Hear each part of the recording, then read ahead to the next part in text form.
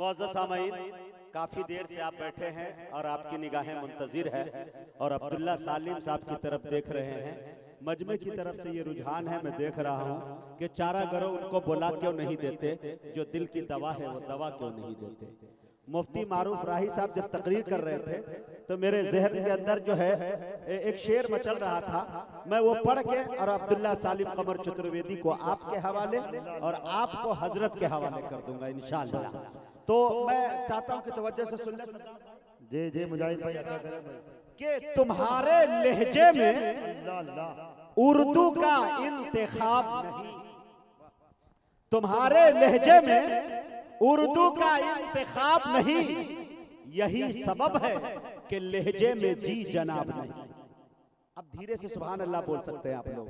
यही सबब है कि लहजे में जी जनाब नहीं। इस्लाह मुआशरा का जलसा है और ये शेर सुनिएगा कि जरा सी बात पे तुम क्यों उठा कर ले आए, जरा सी बात पे तुम क्यों उठा कर ले आए, हरे कलाम पाक है स्कूल की किताब नहीं।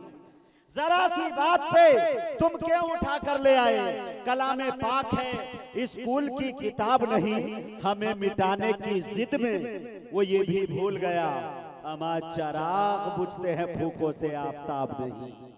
हमें मिटाने की जिद में वो ये भी भूल गया, अमा चराग बुझते हैं फूकों से आफताब नहीं। मैं बड़े अदब के साथ आपके चहीते मुकर्रिर जिनके खिताबत का जादू सामाईन के सर चढ़ के बोला करता है, मेरे दोस्तों आपके दरमियान बड़े अदब के साथ मैं जनाब हजरत मौलाना अब्दुल्ला सालिम कमर चतुर्वेदी कासमी से गुजारिश कर रहा हूँ कि हजरत तशरीफ लाए और अपनी कीमती बातों से हम सामाईन को नवाजे। इस शेर के साथ हजरत का इस्तकबाल है कि अजाने मुस्कुरा है भजन की बागबानी में, अजाने मुस्कुराती है भजन की बागबानी में, बटन रामो लगाता है रफी की शेरवानी में, रजा की ईद पर राजीव सवैया खूब खाता है, मदीना मुस्कुराता है यहाँ गंगा के पानी में। अस्सलामु अलैकुम व रहमतुल्लाहि व बरकातुहू। इन्नल हम्दलिल्लाहि नहमदुहु व नस्तईनुहु व नस्तगफिरुहु व नु'मिनु बिही व नतवक्कलु अलैहि व नऊज़ु बिल्लाहि मिन शुरूरि अनफुसिना व मिन सय्यिआति अमालिना। मन यहदिहिल्लाहु फला मुज़िल्ल लहु व मन युज़लिलहु फला हादिय लहु। नशहदु अल्ला इलाहा इल्लल्लाहु वहदहु ला शरीका लहु व नशहदु अन्न सय्यदना व मौलाना मुहम्मदन अब्दुहु व रसूलुहु। अम्मा बादु फ़अऊज़ु बिल्लाहि मिनश शैतानिर रजीम। बिस्मिल्लाहिर रहमानिर रहीम।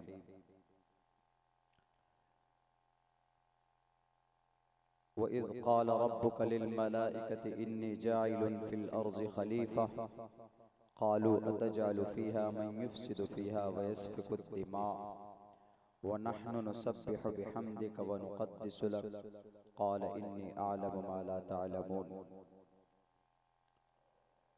वक़ाल अल्लाहु तबारक व तआला फ़िल क़ुरआनिल मजीद अल-यौम अकमलतु लकुम दीनकुम व अतममतु अलैकुम निअमती व रज़ीतु लकुमुल इस्लाम दीना। वक़ाल अल्लाहु तबारक व तआला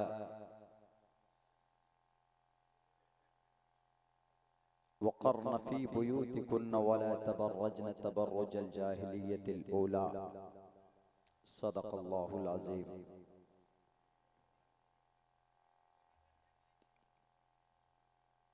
Praise be to Allah, peace and blessings on the Prophet of Allah subhanahu wa ta'ala,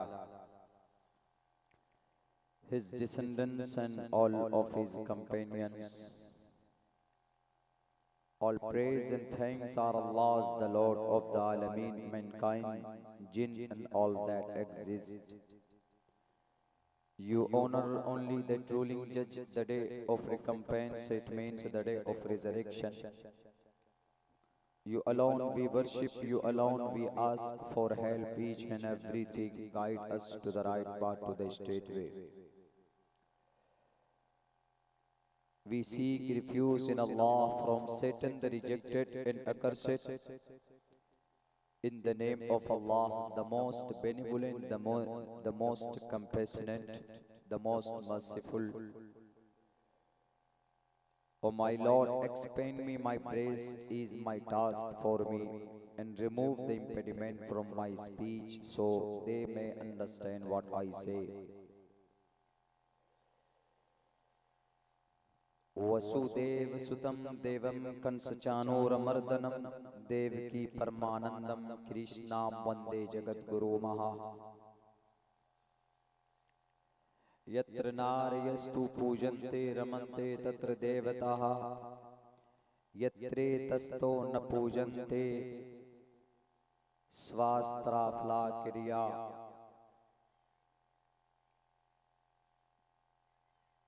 पितृभिर्भ्रातृभिश्चैता पतिर्भिर्देवरस्त पूजन्या। ओम शन्नो वरुणः शन्नो मित्रः शन्नो भवद्वर्यमा।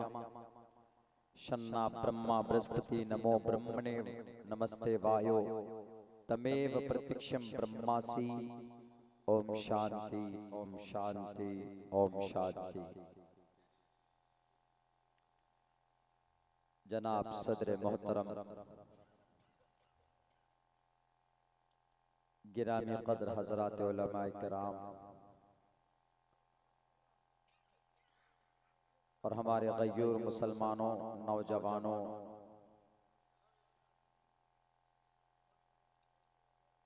पर्दे में बैठी हुई हमारी समाज के माँ और बहनों,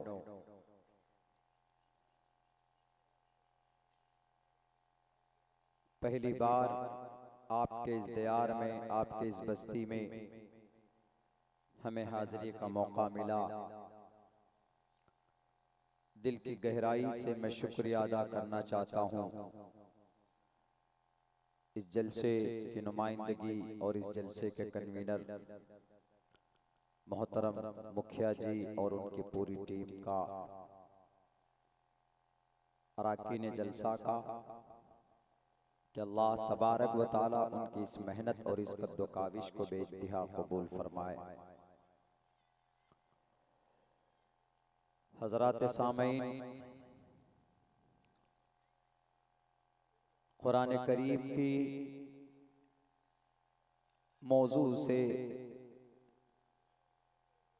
हटकर मैंने कुरान करीम की आयत पढ़ी है आप लोगों के सामने।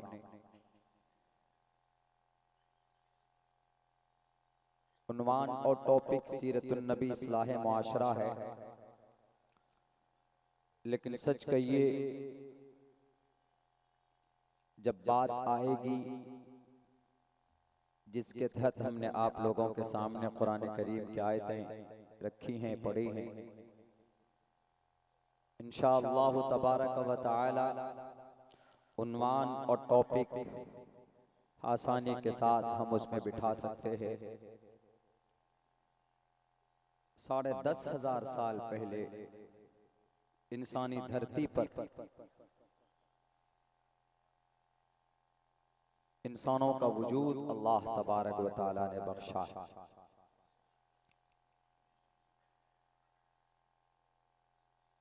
एक प्रोसेस और एक निजाम के तहत सबसे पहले इंसान हजरत आदम अलैहिस्सलातु वस्सलाम का अल्लाह तबारक व तआला ने किया, मट्टी से एक इंसानी ढांचा बनाया। वलक़द खलक़नल इंसान मिन सलसालिम मिन हमीम मसनून। उससे पहले अल्लाह तबारक व तआला ने फरिश्तों को जमा करके कहा था कि फरिश्तों, हम जमीन पर नायब बनाना चाहते हैं, खलीफा बनाना चाहते हैं। तो फरिश्तों ने कहा कि अल्लाह, आप ऐसी मखलूक बनाने जा रहे हैं कि जो लड़ाई करेंगे, फसाद करेंगे, दंगा करेंगे। What is need to create and like that creatures और द अर्थ, क्या जरूरत है? हम हैं वनहनु नुसब्बिहु बिहम्दिका व नुक़द्दिसु लक, हम आपकी बंदगी करने के लिए काफी हैं। आपको क्या जरूरत है? आप इंसान को बना रहे हैं। उससे पहले इस जमीन पर जो जिन्नात थे, उस कम्युनिटी में भी ऐसा होता था जैसे आज हम दंगा फसाद करते हैं, लड़ाई करते हैं। मैं असल बात लाना चाहता हूं सीरत की सदाकत पर। बहुत से लोग नबी पाक अलैहिस्सलाम के वजूद को ही गलत मानते हैं। मैं इसको साबित करना चाहता हूं कुरान की रोशनी में। साबित करते करते इंशाअल्लाह शायद मेरा टाइम पूरा हो जाए, और उसके बाद आखिर में मैं पर्दे के ऊपर कुछ बात रखना चाहूंगा, चूंकि इसके ऊपर अभी बहुत ज्यादा चर्चा हो रहा है।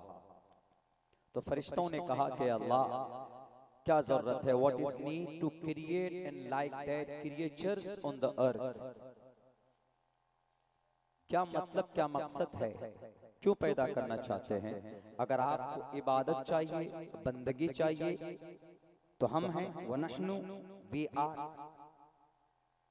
Are available for 24/7। हम 24 घंटा आपकी इबादत बंदगी करने के लिए तैयार हैं। तो इंसान को पैदा करने की क्या जरूरत है।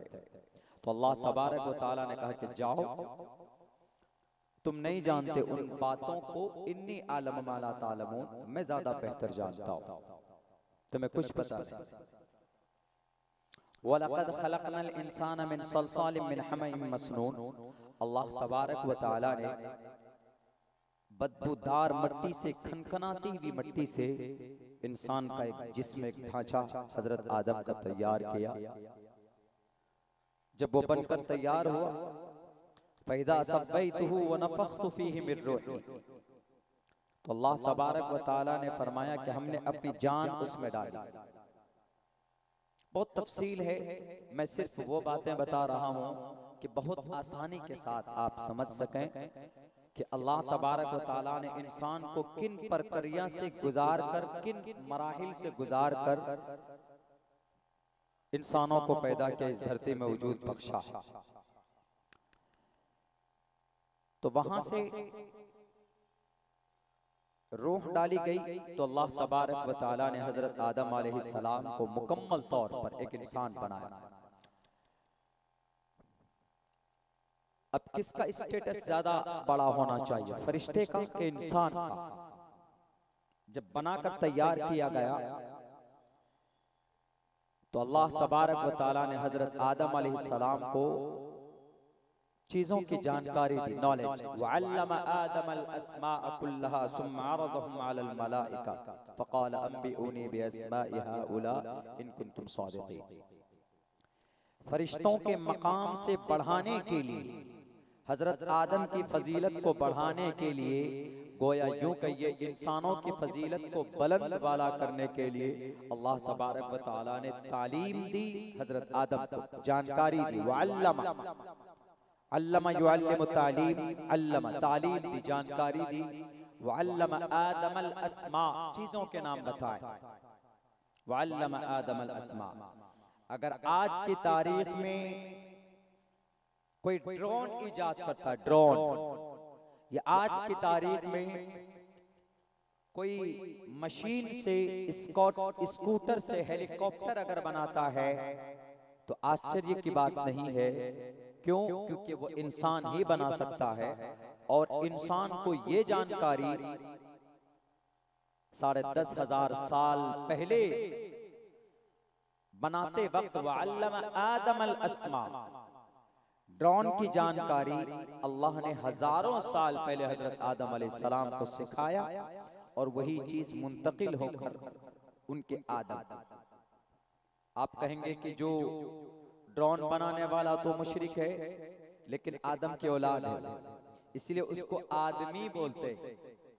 चाहे मुशरिक हो, काफिर हो, चाहे वो ईसाई, क्रिश्चियन, जैन, बौद्ध कोई भी हो, आप सबको आदमी बोल सकते हैं, क्योंकि वह आदम की औलाद या निस्बती है। आदम वाला, ये आदमी, यानी ये आदम की औलाद। तो वही चीज जो अल्लाह ने हजारों साल पहले बनाते समय, बनाने के बाद वअल्लम आदमल अस्मा। अब मैं बताऊंगा फिर किस किस अंदाज में लोगों ने चीजों की तख्लीक की, और अल्हम्दुलिल्लाह पूरी दुनिया के अंदर हमारा डंका है। हमने हर मैदान में एक योगदान दिया है, एक एहसान हमारा है। बहुत से लोग एतराज करते हैं ना कि ये कुरान की बात करते, शरीयत की बात करते हैं, जो साइंस को नहीं जानते, मैथ को नहीं जानते, फिजिक्स को नहीं जानते और केमिस्ट्री को नहीं जानते। हम उन चीजों को कुरान की रोशनी में इंशाअल्लाह आपके सामने साबित करके अभी दिखाएंगे। वअल्लम आदम अल अस्मा, हजरत आदम को जो तालीम और जो चीजें सिखाई गई, जो इल्म दिया गया, वह इल्म क़यामत तक आने वाले उनकी औलाद, उनके दिमाग में मुंतकिल होता चला जाएगा। और कोई भी नई चीज का अगर वजूद कोई करता है, नई चीज वजूद में आती है, तो वो उसी का असर है, उसी का। वअल्लम आदम अल अस्मा कुल्लहा, everything, and I educate you. ए आदम, मैंने आपको तालीम दी है, एवरीथिंग, कुल्लहा, एवरीथिंग, ईच एंड एवरीथिंग, हर एक चीज की जानकारी। वअल्लम आदम अल अस्मा कुल्लहा सुम्मा अरज़हम अलल मलाइका, फरिश्तों के सामने पेश किया कि ये आदम देखो, and he knows everything in entire world and what will happen in the world, कि दुनिया में जो जो होगा ये सब जानता है, मैंने इनको बता दिया। फरिश्तों ने कहा अच्छा। तब अल्लाह तबारक व तआला ने कहा कि देखो सब चीज जानता है, he knows, जानता है ये एवरीथिंग, सब कुछ जानता है। सुम्मा अरज़हम अलल मलाइका फ़क़ाल अंबिऊनी, मुझे बताओ तुम अगर जानते हो तो। फरिश्तों से कहा बिअस्माइ हाउलाई, उन तमाम चीजों के नाम बता सकते हो इन कुंतुम सादिकीन, अगर तुम सच्चे हो। नहीं तो अल्लाह तबारक व तआला ने कहा कि उसजुद लि आदम, अब आदम का स्टेटस मकाम बढ़ गया, इल्म की वजह से, तालीम की वजह से, जानकारी की वजह से मकाम बढ़ा। तो अल्लाह तबारक व तआला ने कहा कि आप सजदा करो, इनको सजदा करो। उसजुद लि आदम, सबने सजदा किया, सबने, टोटल फरिश्ते सजदे में गिर गए, एक रह गया। उन्होंने तकब्बुर की बड़ाई की और इतराया, घमंड किया, इनकार तो किया।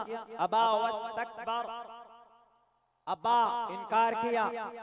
I will not go down in front of this person, इस आदमी के सामने मैं अपने आप को नहीं झुका सकता। वाई, क्यों नहीं झुका सकते? इसलिए कि खलक़तनी मिन नारिन व खलक़तहू मिन तीन, ये अल्लाह आपने मुझे आग से पैदा किया है और आपने इसको मट्टी से पैदा किया। और आग की खासियत होती है बुलंदी, आग जलाएंगे तो उसका सिरा आसमान की तरफ जाता है, बुलंदी की तरफ, ऊपर की तरफ जाता है। और जब आप मट्टी फेंकेंगे ऊपर में तो वो नीचे की तरफ मट्टी आती है। खलक़तनी मिन नार, आपने मुझे आग से पैदा किया और इसको मट्टी से आपने पैदा किया, मैं इसको सजदा करूं? अबा वस्तकबर, इट इज नॉट पॉसिबल, हम नहीं इसको सजदा कर सकते। तो अल्लाह तबारक व तआला ने उसको वहां से, पूरी एक तरतीब है 14वें पारे के अंदर और सूरह बकरा के अंदर एक पूरी तरतीब। अब मैं यहां छोड़ता हूं इसको। अब मैं ये साबित करना चाहूंगा कि अल्लाह तबारक व तआला ने हमें जो शरीयत दी है मोहम्मद रसूलुल्लाह के हवाले से, उस शरीयत में जो पैगामात हैं, पर्दे के ताल्लुक से हो, नमाज के ताल्लुक से हो, रोजे के ताल्लुक से हो या किसी और ताल्लुक से हो, तो उन तमाम चीजों का वजूद अल्लाह तबारक व तआला ने शरीयत में दी है। और अगर कोई ये कहता है कि मुसलमान शरीयत पर अमल करते हैं, मुसलमान तो रेडिकलाइजेशन, बुनियाद परस्त होते हैं, जो सिर्फ अपने कुरान की बात करते हैं, अपने मजहब की बात करते, अपने शरीयत की बात करते, तरक्की की बात नहीं करते। सील पैक कर दिया है इन्होंने अपने बच्चियों को, पर्दे में लाकर बुर्का पहना देते हैं, हिजाब पहना देते हैं, तो बच्चियां बाहर नहीं जाएंगी, बच्चे मॉडर्न नहीं बनेंगे, तो फिर कैसे तरक्की करेंगे ये बच्चियां? और ये मुसलमान इससे आगे नहीं बढ़ सकते।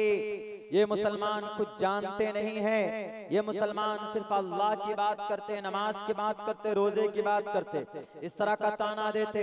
हम उनको ये कहते हैं कि दुनिया के अंदर जितने भी आविष्कार हो रहे हैं वो दुनिया के ऊपर हजरत आदम अलैहिस्सलातु वस्सलाम की नस्ल से होगा आविष्कार करने वाला, और हजरत आदम अलैहिस्सलाम की औलाद से होगा वो। और हजरत आदम अलैहिस्सलातु वस्सलाम को अल्लाह तबारक व तआला ने हजारों साल पहले पैदाइश के बाद दुनिया के अंदर जो जो चीज वजूद में आने वाली है अभी अब से पहले या to the day of judgement क़यामत तक, उन तमाम चीजों की जानकारी हजरत आदम को और हजरत आदम के जरिए से औलाद आदम को अल्लाह तबारक व तआला ने अता की। इसमें तुम्हारी कोई वो क्रेडिट नहीं है, तुम्हारा कोई कमाल नहीं है, ये हमारे खुदा का कमाल है जिसने मिट्टी से इंसान को बनाकर तालीम के जरिए, एजुकेशन के जरिए से फरिश्तों के ऊपर अल्लाह तबारक व तआला ने फजीलत बख्शी है। एहसान है पूरी दुनिया पर अल्लाह तबारक व तआला का। और अगर आप ये एतराज करते हो कि नहीं जनाब मुसलमान तो सिर्फ अपनी शरीयत की बात करते हैं, इससे आगे एक दो कदम नहीं बढ़ सकते, हमारे हिंदू भाइयों, अगर आज की तारीख में हम पर्दे को लेकर सड़कों पर हैं, पर्दे को लेकर अगर हम प्रोटेस्ट एहतजाज करते हैं तो it is our fundamental right, ये हमारा हक है। और इसलिए कि हमारे कुरान करीम में अल्लाह तबारक व तआला ने इसका ऑर्डर दिया कि तुम पर्दे को अपनाओ और बेटियों को कवर अप करो, समाज की बहू बेटियों को कवर अप करो। और हमारे हिंदू भाइयों, ऑर्डर है अल्लाह का, हम मानते हैं, आपको भी एतराज नहीं होना चाहिए, क्योंकि आपके ग्रंथों में औरत को और ज्यादा सम्मान के साथ सम्मान देने की बात कही गई। मनुस्मृति, हिंदू भाइयों के कानून की किताब Manusmriti chapter number 3 shloka number 55 and 56, 55 and 56 में मनु जी कहते, महाजल पलवान वाले मनु, यत्र नारयस्तु पूजन्ते रमन्ते तत्र देवताः, यत्र नारयस्तु नारीयस्तु पूजन्ते रमन्ते तत्र देवताः, यत्रे तास्तु न पूजन्ते ना पूजन्ते यत्रे तास्तु न पूजन्ते, जिस घर में कन्या का उनकी इज्जत नहीं होती, ना पूजन्ते, ना नहीं के लिए इस्तेमाल होता है संस्कृत में, यत्रे तास्तु न पूजन्ते, जिस घर में औरत की इज्जत नहीं होती, न पूजन्ते रमन्ते तत्र देवताः, और स्वासी काम करा क्रिया, स्वास्त्रा काम करा सिरिया, उसको कभी भी उस घर के अंदर बरकत नहीं होती, ईश्वर कभी उसमें जन्म नहीं लेते, ईश्वर कभी उस घर में नहीं आते। किस घर में? जिस घर में बेटी का सम्मान नहीं होता। कितनी अच्छी बात कही है महाजल पलवान वाले मनु ने। और क्या कहा गया एक मंत्र में है, पितृभिर भ्रातृभिश्चेता, एक तो खुलाफाए राशिदीन के लिए चतुर्भिर भ्रातृभिर्देव, वो खुलाफाए राशिदीन के लिए अबू बकर के लिए उमर के लिए। एक है पितृभिर भ्रातृभिश्चेता एंड पतिर्भिर देवरस्य पूजन्य। कितनी अच्छी बात। पति को चाहिए, और जो पिता कल्याण पाना चाहता है, कामयाब होना चाहता है, जो पिता, उसको चाहिए कि अपने बेटे को कहे, और अगर देवर है तो देवर से मुखातब है, और अगर पति है तो पति से मुखातब है। पति पिता देवर के पति पिता देवरो, तुम्हारे घर में कन्या है तो उसको सोने से, कंगन से और उसको वस्त्र से उसको खुश रखो। ये तहकीक की बात कर रहा हूं मैंने किसी यूट्यूब से निकाल कर रट के नहीं बता रहा हूं आपको, मैंने बाज़ाब्ता इसके ऊपर गहरी रिसर्च करके मैं बता रहा हूं। वरना बहुत सारे लोग आ जाते हैं इधर की उधर के लेकर के। तहकीक की बात मैं आपके सामने रख रहा हूं। मुझे अल्लाह की जात से कभी उम्मीद है कि इंशाअल्लाह चूक नहीं होगी। पितृभिर भ्रातृभिश्चेता एंड पितृभिर देवरस्य पूजन्य, उनका सम्मान करो और साथ साथ में उनकी इज्जत करो। है पूरी बात। कपड़े से उनको ढको, कपड़े से उनकी पूजा करो और गहने से जेवरात से उनकी पूजा करो। मनुस्मृति है, कानून की किताब। अगर मैं झूठ बोलता हूँ तो मेरी गाड़ी की चाबी ले लीजिए, आप लोग रख लीजिए और कहिए कि मौलाना अब्दुल्ला कहाँ पढ़ा आपने, इंशाअल्लाह दलील देने की जिम्मेदारी मेरी होगी। लेकिन जब दलील दे दूंगा मैं तो उसी वक्त आपको मानना पड़ेगा कि जब मंत्र ये मनुस्मृति सही है, यत्र नारयस्तु पूजन्ते रमन्ते तत्र देवताः यत्रे तास्तु न पूजन्ते वासी कामकराः क्रियाः। जब ये मंत्र सही है तो हमारे कुरान करीम की आयत वक़र्न फी बुयूतिकुन्न वला तबर्रजन तबर्रुजल जाहिलियतिल ऊला, जब इसको मानते हो तो उसको भी मानना पड़ेगा। वहां पर भी ये बात कही गई है कि समाज के बेटियों, तुम अपने घरों के बाहर जाओ तो बाल को खोलकर मत चलो, तुम अपने घर से बाहर जाते हो तो बिना मुर्दे के मत जाओ, तुम अपने घर से बाहर जाते हो तो तुम्हारे चेहरे खुले हुए नहीं होने चाहिए, ढके हुए होने चाहिए। क्यों? इदा खरजत इन्नल मरअत औरतुन, द प्रॉफेट मोहम्मद सल्लल्लाहु अलैहि वसल्लम सेड इन देयर होली हदीस, इदा इन्नल मरअत औरतुन इदा खरजत इस्तशरफहा शैतान।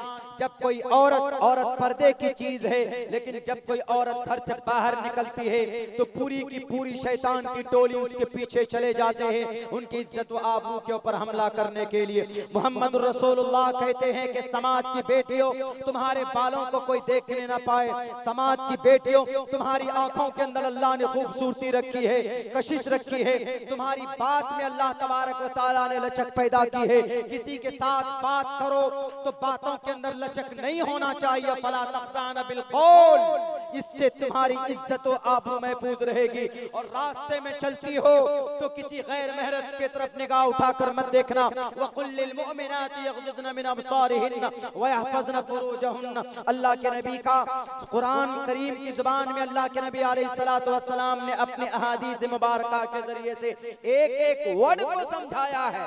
बेटी की इज्जत की रक्षा करने के लिए, बेटी की आन बान शान, उनकी जिंदगी की बका के लिए अल्लाह तबारक व तआला ने मोहम्मद रसूलुल्लाह को भेजा। और हम इस धरती पर, भारत के अंदर, हिंदुस्तान की इस धरती पर हमारे आरएसएस और बजरंग दल के भाइयों, it is not our culture, ये मुसलमानों का कल्चर नहीं है। It is not a shine of, it is not a fashion of cloth, it is a sign of modesty and has been written in the Quran, जो Quran में भी है और आपकी ग्रंथों के अंदर मौजूद है। अगर मेरे एक जुबान, मेरे लफ्ज, मेरी जुबान में अगर कुरान करीम की आयत है तो वहीं पर हम मनुस्मृति का वो मंत्र भी आपको पढ़कर सुना चुके जिसके अंदर पर्दे की बात कही गई है। तो जरूरत इस बात की है कि आप पढ़िए और उन लोगों को कहिए जो खामखा बेटियों को परेशान करते हैं। नारी के सम्मान की बात कही गई। यत्र नारयस्तु, गंगा प्रसाद ने कहा जिस घर में, जिस समाज में यत्र नारयस्तु पूजन्ते रमन्ते तत्र देवताः, वहां पर ईश्वर आते नहीं जहां पर बेटी की इज्जत नहीं होती। और जहाँ पे लोग झूठ बोलते, और झूठ भी बहुत बोला जा रहा है आजकल, बहुत ज्यादा। इलेक्शन जीतने के लिए जनाब अनाप शनाप झूठ बोल देते हैं लोग, ज्यादा इलेक्शन में ही झूठ बोलते हैं। क्यों बोलते? कुछ है, होता कुछ है। तो अल्लाह तबारक व तआला ऐसे लोगों को से भी हमारी हिफाजत फरमाए। वैसे भी हम लोग बहुत झूठ बोलते हैं, हमारे समाज के अंदर में बहुत सारी बुराइयां हैं, झूठ है, बोलते हैं। झूठ नहीं बोलना चाहिए, बहुत बड़ा पाप और जुर्म है। झूठ आपके नेकियों को खत्म कर सकती है। तो बात पर्दे की थी, पर्दे की धार्मिक एतबार से, धार्मिक एतबार से इस्लाम में भी पर्दा, हिंदू भाइयों में भी पर्दा, उन लोगों की ग्रंथों में पर्दा जो बोल रहे थे भारत माता की जय, ये जय श्री राम का नारा लगा रहे थे, वो बोल रहे थे क्या? पर्दा नकाब हटाओ। हिजाब जो असल में है, असल झगड़ा हिजाब का है। और हिजाब का मतलब बाल, चेहरा और ब्रेस्ट, ये छाती, इस हिस्से तक ढांपने के लिए जो कपड़ा इस्तेमाल होता है इज कॉल्ड हिजाब, हिजाब बोला जाता है उसको। लेकिन उमूमन हिजाब का मतलब पर्दा, पूरे सर से लेकर पैर तक हिजाब मीन्स पर्दा। लेकिन हिजाब एग्जैक्ट वर्ड जो है उसके मतलब यही होते हैं। और जो हाई कोर्ट केरला में, कर्नाटका में जो झगड़ा चल रहा है वो हिजाब पे ही चल रहा है, बुर्के पे नहीं चल रहा। बुर्के के ऊपर झगड़ा नहीं चल रहा है। बुर्का एक बाज़ाब्ता essential part of the Islamic concept, वो एक इंटीग्रल पार्ट है, जरूरी पार्ट है। तो झगड़ा जो सबसे ज्यादा अभी अटका हुआ है वो इस हिजाब पर अटका हुआ है। और यह हिजाब धार्मिक एतबार से किसी भी धर्म में गुनाह नहीं है। आप देखेंगे क्रिश्चियन के अंदर हमारी जो सिस्टर लोग होते हैं, सिस्टर लोग, उनके स्कूल चले जाएं तो वहां पर देखेंगे पूरे कपड़े में मलबूस होती हैं, वो पूरे, सिर्फ शक्ल उनकी नजर आती है, शो एंड योर फेस, उसकी ये शक्लें नजर आती। तो इसलिए मेरे हिंदू भाइयों, झगड़े के ऊपर तो कोई बहस ही नहीं होनी चाहिए। रही बात ये कि अगर कुछ नौजवान को बहुत ज्यादा मोहब्बत है श्री रामचंद्र जी से, जैसे हमको मोहम्मद रसूलुल्लाह से मोहब्बत है, हम मर जाएंगे लुट जाएंगे, मोहम्मद रसूलुल्लाह की शरीयत से हम कभी भी कॉम्प्रोमाइज नहीं कर सकते। और अगर आप ये सोचते हो कि इन्हें डरा देंगे, माइनॉरिटीज के लोग हैं, इनको डरा देंगे जय श्री राम का नारा लगाकर, तो याद रखो श्री रामचंद्र जी मर्यादा पुरुषोत्तम थे। अगर नहीं जानते उनके इतिहास को तो मेरी तकरीर सुन लेना या अपनी किताब को पढ़ लेना। श्री रामचंद्र जी की जीवनी के ऊपर जो किताब लिखने वाला था वो एक डाकू था जिसका नाम रत्नाकर था, डाकू रत्नाकर। वाल्मीकि नाम बाद में पड़ा है घुन लगने की वजह से। वाल्मीकि संस्कृत में घुन को बोलते हैं, घुन जो घुन लग जाते हैं उनको वाल्मीकि बोलते हैं। एक लंबी चौड़ी कहानी है, मैं उधर नहीं जाऊंगा, लेकिन मैं इतना कहूंगा कि श्री रामचंद्र जी का नाम जुबानी मत लो। असल रियल में तुम उनके भक्त नहीं हो। हमारे हिंदू भाइयों, मैं आपको नहीं बोल रहा, उन लोगों को बोल रहा हूं, वो लड़के जिन्हें उस बहन की मदद करनी चाहिए। क्या जानते श्री रामचंद्र जी के बारे में? दो वाकया सुनाता हूं श्री रामचंद्र जी का, मर्यादा पुरुषोत्तम का। सबसे पहला वाकया तो ये कि जब उनके बाप दशरथ ने ये कहा, आई विल एक्सपायर, मैं खत्म होने वाला हूं, मेरी सिंहासन पर अगर कोई बैठेगा तो मेरे 4 बेटों में, मेरे इन 4 बेटों में सबसे ज्यादा जो समझदार अगर कोई है तो वो हमारा रामचंद्र जी, उसको बिठाया जाएगा। लेकिन जब ये खबर पहुंचती है किनको? श्री रामचंद्र जी की सौतेली माँ को, सुमित्रा को, कैकेयी को, कौशल्या माँ है। लेकिन जब ये खबर पहुंचती है उनकी सौतेली माँ भरत की अम्मा को, तो सौतेली माँ ने कहा कि बेटे, अब वो परेशान हो गई कि नहीं सिंहासन पर, गद्दी पर तो हमारे भरत को बैठना चाहिए, क्योंकि भरत सबसे बड़ा है, भरत भाइयों में बड़ा है, उनको हकदार, उनको ज्यादा हक बनता है कि वो कुर्सी पर बैठे। तो कौशल्या ने, सुमित्रा ने आकर श्री रामचंद्र जी से कहा कि मर्यादा पुरुषोत्तम, तुम तो राम हो ना, तुम समझदार हो ना, एक काम करो, तुम गद्दी पर मत बैठो और तुम्हारा युवराज नहीं होना चाहिए, बल्कि युवराज अगर कोई बनेगा, अगर कोई सीएम की कुर्सी पर बैठेगा तो वो भरत बैठेगा, क्योंकि भरत तुमसे बड़ा है और भरत को ज्यादा हक बनता है। मैं तुमसे कहती हूँ पर्सनली, कौन कह रहा है? श्री रामचंद्र जी की अम्मा, सौतेली अम्मा, असल अम्मा नहीं, असल अम्मा कौशल्या, सौतेली अम्मा। अब देखिए श्री रामचंद्र जी क्या बोलते कि नहीं, मेरे अब्बा ने मेरे लिए फैसला कर दिया है, अब तो मैं कुर्सी पर बैठूंगा, आप जाकर अपने शौहर से, मेरे अब्बा से बात कीजिए, ये कह सकते थे। लेकिन नहीं, उन्होंने कहा ठीक है अम्मा, माते, मैं आपके दिल को नहीं दुखा सकता, मैं मर्यादा पुरुषोत्तम हूँ। एक औरत के सम्मान के लिए, उनकी खुशी के लिए, उनके एक ऑर्डर पर अपने घर को, अपनी कुर्सी को छोड़कर चले जाते हैं। कहाँ? बनवास चले गए, और 1 दिन, 2 दिन, 3 दिन, 4 दिन नहीं, पूरे 14 साल तक बनवास में रहे। और एक औरत को खुश करने के लिए चले जाते हैं बनवास काटने के लिए, और तुम एक औरत को डेमोरलाइज करने के लिए, एक औरत को हरासमेंट करने के लिए, एक औरत को डराने के लिए, और पीछे जय श्री राम का नारा लगाते हो। वो श्री रामचंद्र जी जिन्होंने अपनी माँ को खुश करने के लिए, सौतीली माँ को खुश करने के लिए अपने गद्दी को छोड़कर बनवास चले गए, और आज इस धरती पे तुम क्या कर रहे हो? उसी राम का नाम लेकर एक बीवी और एक बेटी को डराने की कोशिश करते, तुम्हें शर्म आनी चाहिए। 14 साल के बनवास काट कर क्या? 14 साल। अच्छा, बनवास में फिर क्या हुआ?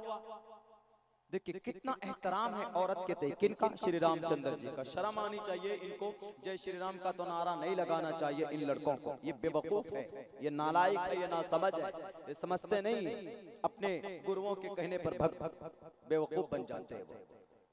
क्या मतलब है फिर इसका? यत्र नारयस्तु पूजन्ते रमन्ते तत्र देवता, क्या मतलब है? जो गुना अधे पश्यस्मो परिसंतराम पादको हर माते को शल्पको। ऋग्वेद के इस मंत्र का क्या मतलब है?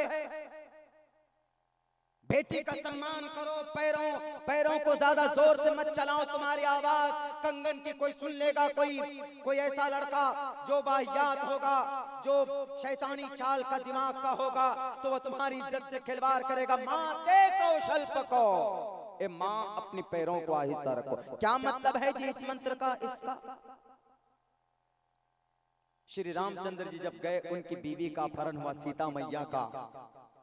सीता का अपहरण होता है तो एकदम परेशान हो जाते। कहां जाते?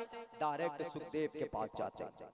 मैं इसलिए फोकस करके दो वाकया सुना रहा हूं, इन दो वाकयात को, ताकि उन तक मेरी आवाज पहुंचे तो वो गौर करे कि वाकईतन हमने बहुत बड़ी गलती की। बेटी बेटी है, किसी की भी बेटी हो उसका सम्मान होना चाहिए, उसकी इज्जत की रक्षा होनी चाहिए। उनको ऐसा महसूस नहीं होना चाहिए कि भारत के अंदर हमारे ही नौजवान साथी हमारी इज्जत को लूटने के लिए बैठे हुए, ऐसा महसूस नहीं होना चाहिए। सीता मैया का अपहरण किया गया, किसने किया? रावण ने।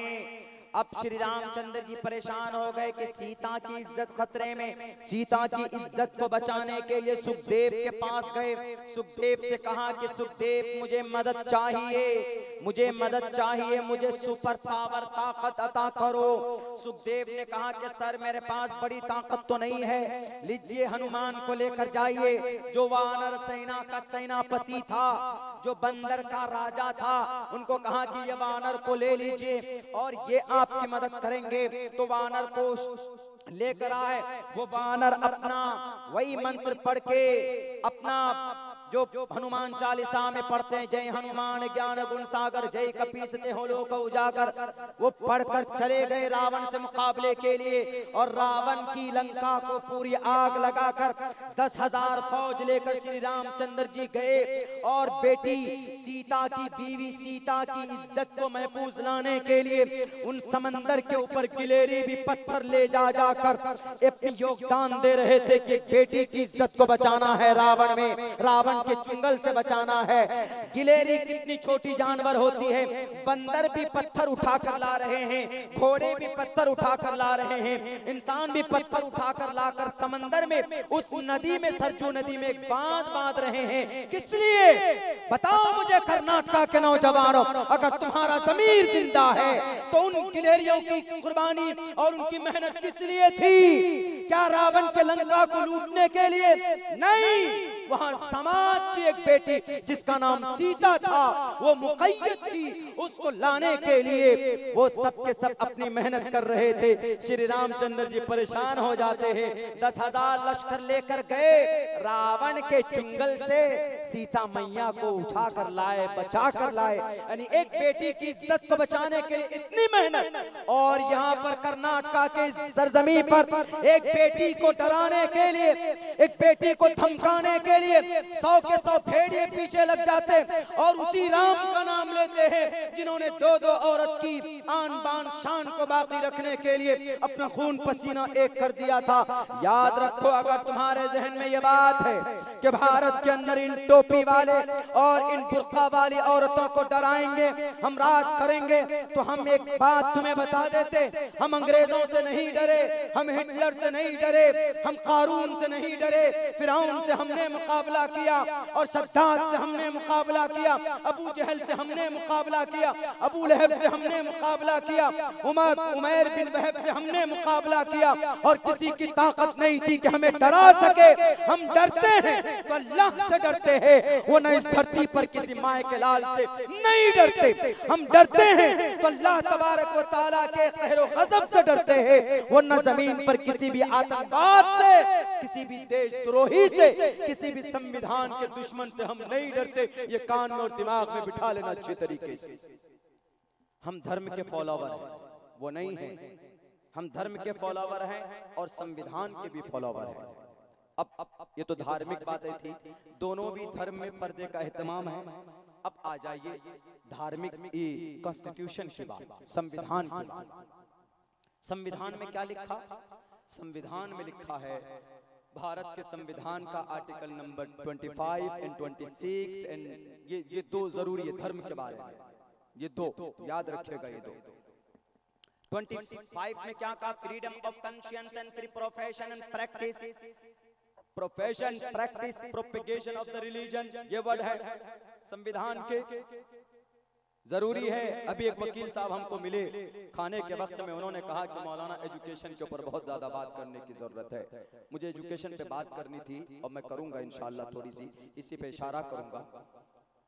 वाकईतन एजुकेशन पे बात करने की जरूरत है। हम में से बहुत सारे नौजवान ये सोचते हैं कि मौलाना एजुकेशन पे तो फिर हम लोग मॉडर्न में चले जाएंगे। आप मॉडर्न में जाइए या इस्लामिक में जाइए, कोई फर्क नहीं है। मॉडर्न में जाकर भी आप दीनी बन सकते हैं, दीन की मजलिस में जाकर, मदरसे में भी जाकर आप मॉडर्न तालीम हासिल कर सकते हैं। Because I am completed, I was completed with in 2 years completely in high and 10th course completely within completely 2 years. I used to Spain and Bangalore. I have completed my graduation course in Arabic, in English language. I have completed my diploma course in English language. आलिम बनने के बाद, फजीलत के बाद मुझे ABCD नहीं आती थी, गए पढ़ने के लिए छोड़कर भाग गए। लेकिन हमने कहा कि सीने में कुरान है, अहादीस मुबारका है, सर्फ नहू सर्फ पढ़े, इतने बड़े बड़े गर्दान याद किए, रटे नहू के कवायद, सर्फ के कवायद, मंतिक के कवायद, कुल्लू बाजा बजा, मंतिक में मिरकात मुसामरा, वो तकमील उलूम में सुल्लम कुतबी। हमारे उस्ताद मोहतरम थे, वो टोपर लगा के आते थे ऊपर, खूब कान में कम होता तो ऊपर में ज्यादा होता। हम लोग क्या बोलते थे? हम लोग समझते तो नहीं, मंतिक नहीं समझते, जल्दी समझ में नहीं आता।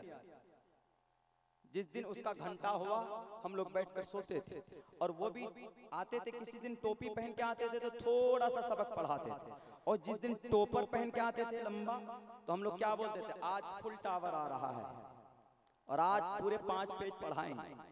और वैसे ही करते थे, वो आते थे पूरे 5 पेज पढ़ा के चले जाते। मंतिक जल्दी समझ में नहीं आती, वो एक अलग बात। तो हमने सोचा कि क्यों नहीं पढ़ सकते इंग्लिश।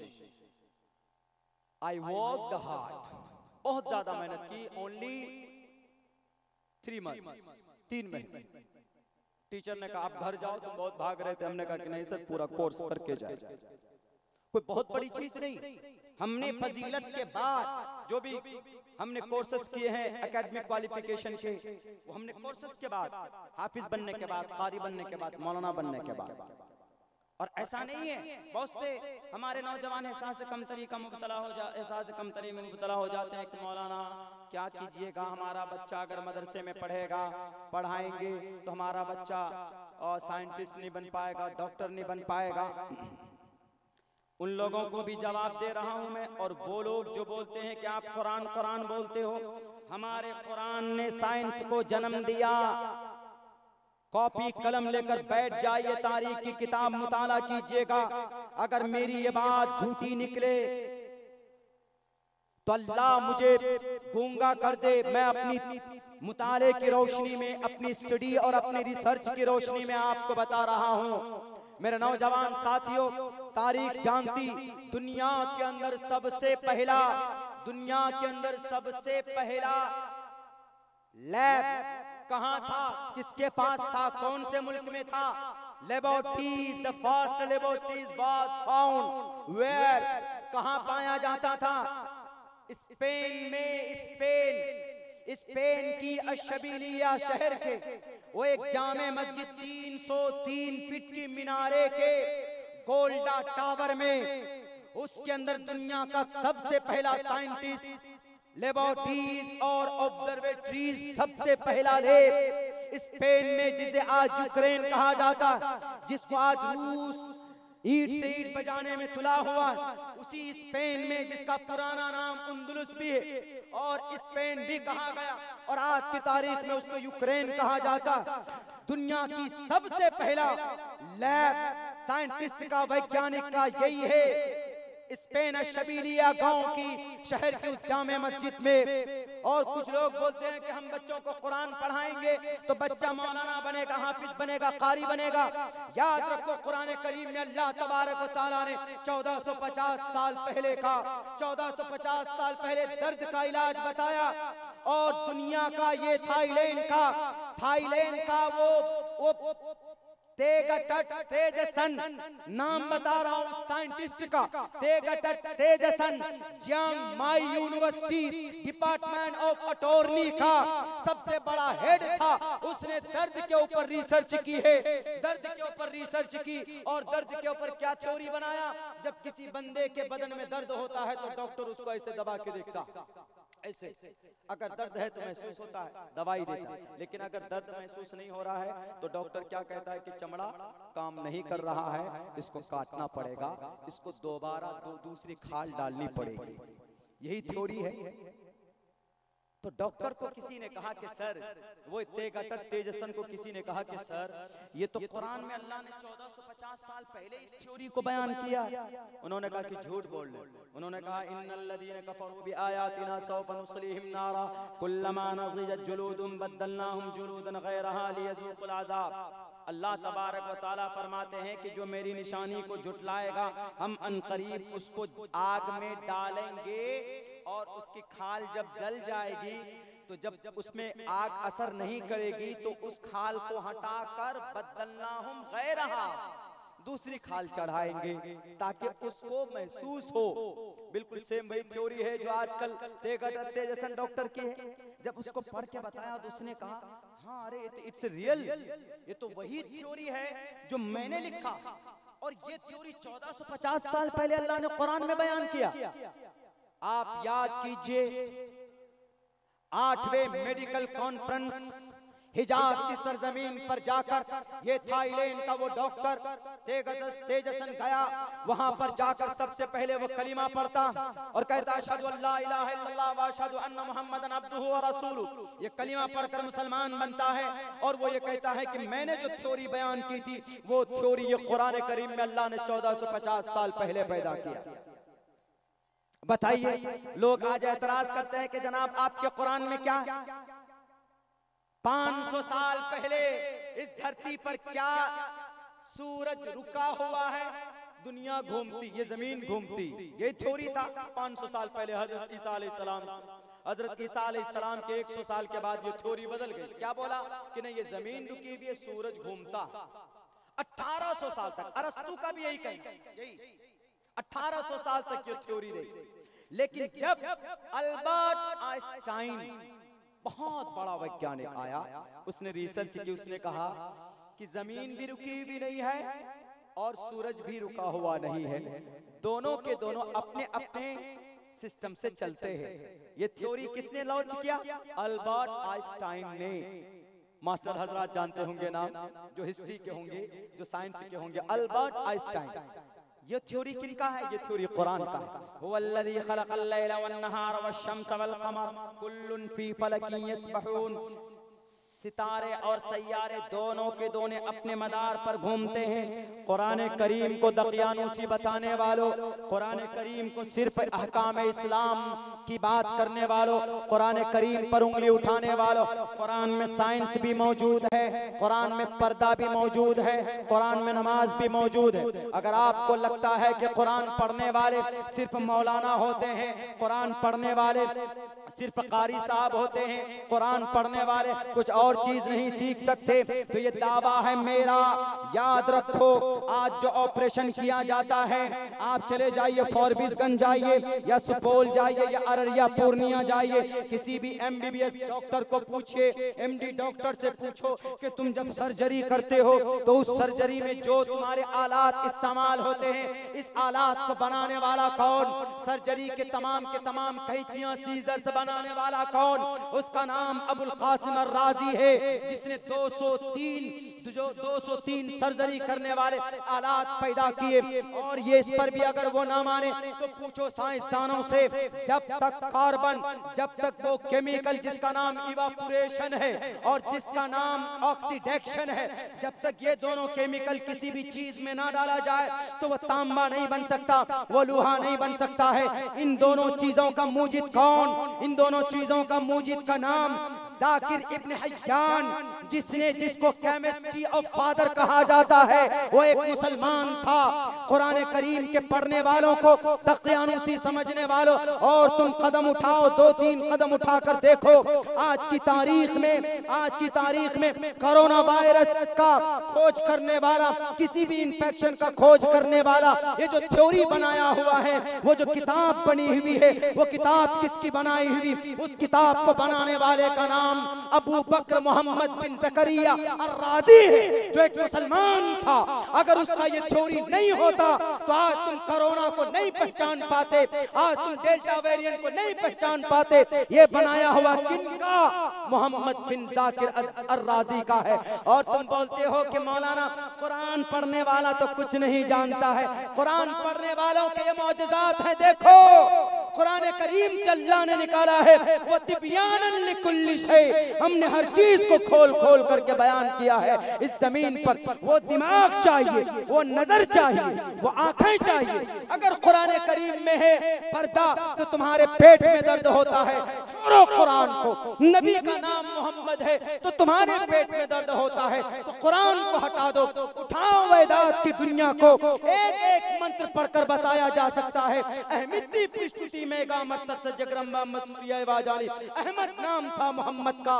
अज्ञान है तू किरत मोहम्मद अंधकारम नाशम विदायम हिद्दत विवेक। मोहम्मद नाम आपके वेदों में मौजूद है। मोहम्मद नाम संस्कृत में नराशं सस्विष्यते श्रेष्ठम सहस्त्रा नवीतम चकोरम अरुणम है, ये मौजूद है आपकी किताबों के अंदर में, लेकिन आप पढ़ेंगे नहीं। आप तो अपने गुरु की बात मानते हैं, आप अपने नेता की बात मानते हैं। मेरे भाइयों, बात बहुत सारी है कहने की, बहुत सारी।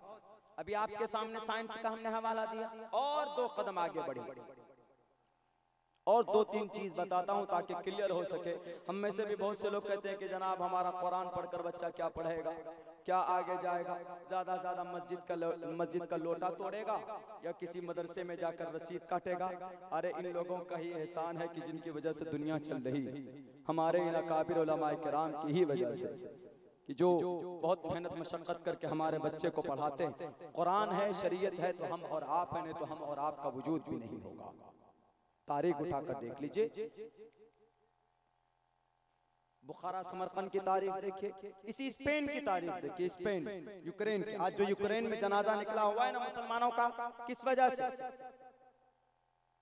उलामा का, अवाम का उलामा से कट जाने की वजह से। एजुकेशनल सिस्टम लॉस हो गया वहां पर। सिर्फ दुनियावी उलूम याद रहा हमको और दीनी उलूम को भूल गए। तो अल्लाह ने वहां पर बहुत सारे मुसलमानों को गाजर मूली की तरह कटवाया। और कोरोना की खोज करने में किन का थ्योरी काम आता है? अबू बकर मोहम्मद बिन ज़करिया अर-राज़ी की। कौन था ये? स्पेन का रहने वाला एक साइंसदान था। वरना आज कोरोना को भी नहीं पहचान पाते कि कोरोना आया कहां से, होता कैसा है। जब उनकी थ्योरी पड़ी तब न पता चला कि कोरोना इतना बड़ा होता है, टेढ़ा मेढ़ा होता है। और ये इतना अक्लमंद कोरोना हो गया है, इतना अक्लमंद हो गया है कि हफ्ते में 2 ही दिन आता है, शनिचर इतवार। तब ना 2 दिन के लॉकडाउन लगता है, दिल्ली में तो 2 दिन का लगता है। वो शायद छुट्टी मनाने आता है हफ्ते में 2 दिन। इसीलिए डीएम साहब को कहता है कि सर मैं 2 दिन के लिए पिकनिक मनाने आ रहा हूँ, लॉकडाउन लगा दीजिए। और लॉकडाउन भी कब लगाते? ईशा के बाद 8 बजे से सुबह 6 बजे तक। बताइए, तो उस वक्त कोई है? उस वक्त तो वैसे भी सड़क खाली। लेकिन पता नहीं कोरोना वायरस का डीएम मिनिस्टर से शायद सांठगांठ हो गया है। वो कह क्या आता है कि सर 8 बजे के बाद आऊंगा, जरा लॉकडाउन लगा दो। अजीब बात है जो समझ में नहीं आती है। ये थ्योरी तो आई नहीं समझ में। अभी लॉकडाउन वहां लगाया जाता है या कर्फ्यू वहां लगाया जाता है जहां भीड़ होती है, ताकि लोग मिले नहीं, तो कोरोना एक दूसरे पर हमला नहीं करेंगे, आक्रमण नहीं करेंगे। इस कोरोना वायरस इन्फेक्शन और इन्फेक्शन और जरासीम, ये दो वर्ड, इन्फेक्शन और जरासीम की खोज करने वाले का नाम, फादर ऑफ रिसर्चर नाम आता है अबू बकर मोहम्मद बिन जकरिया अर्राजी का नाम आता है। और वीनस प्लैनेट, हमारे सोलर सिस्टम में 8 प्लैनेट है ना नौजवानों।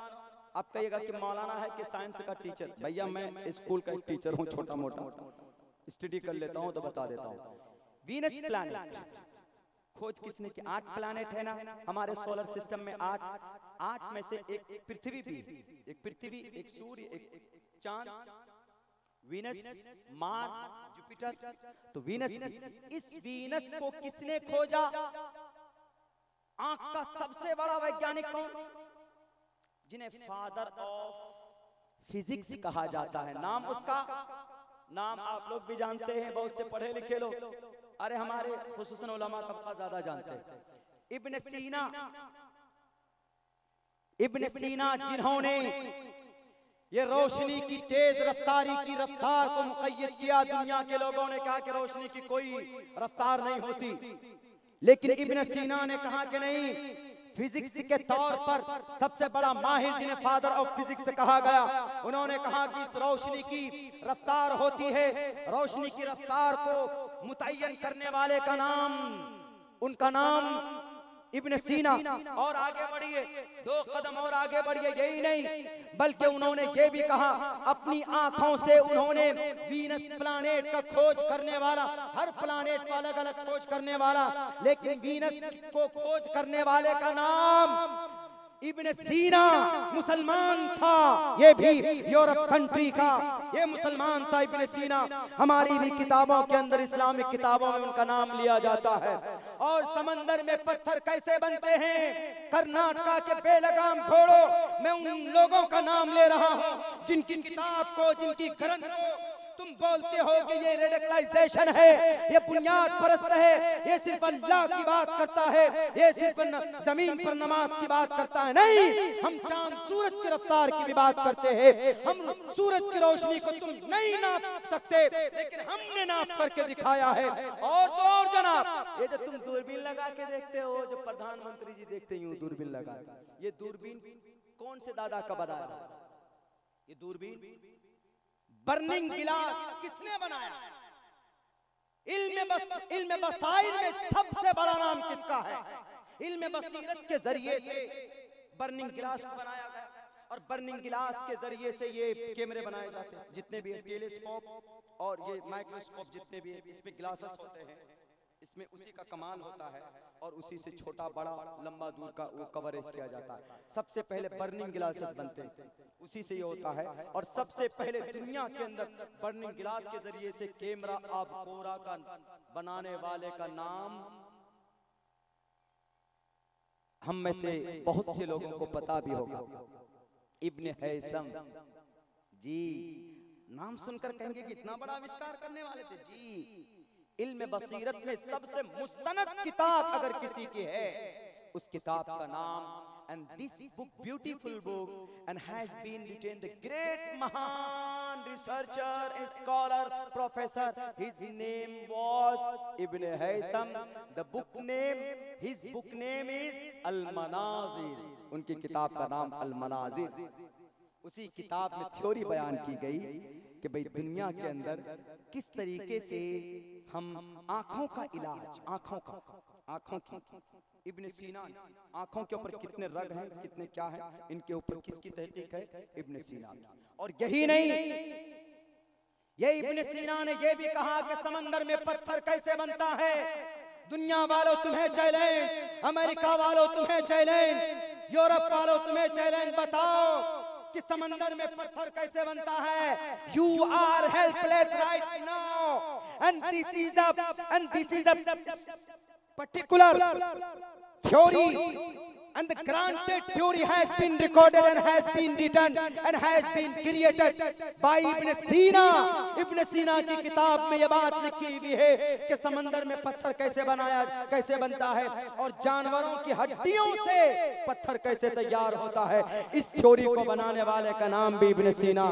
आज तुम 1525 में घड़ी बना लिए तो हो, इटली वाले गए उन्हें क्या बोला, हमने घड़ी बनाया, हमने नहीं। यूरोप वालों कान खोल कर सुनो,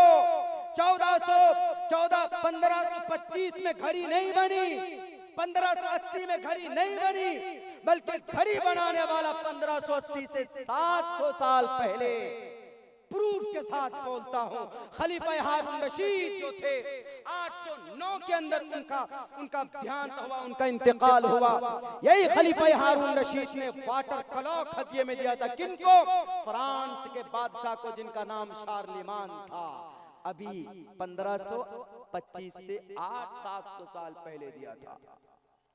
अगर हम गिनाने पर आए, ये कुरान पढ़ने वाले और ये इस्लाम की बात करने वाले, ये टोटल की टोटल कहेंगे क्या, रे बड़े बड़े तुर्रम खां इसमें जी, एहसान है इस धरती पर। वो तो हम लोगों ने आज दिलचस्पी छोड़ दी है इसीलिए, वरना आज भी कुरान पढ़ने वाला, शरीयत वाला कहीं भी किसी भी मैदान में रुस्वा नहीं हो सकता।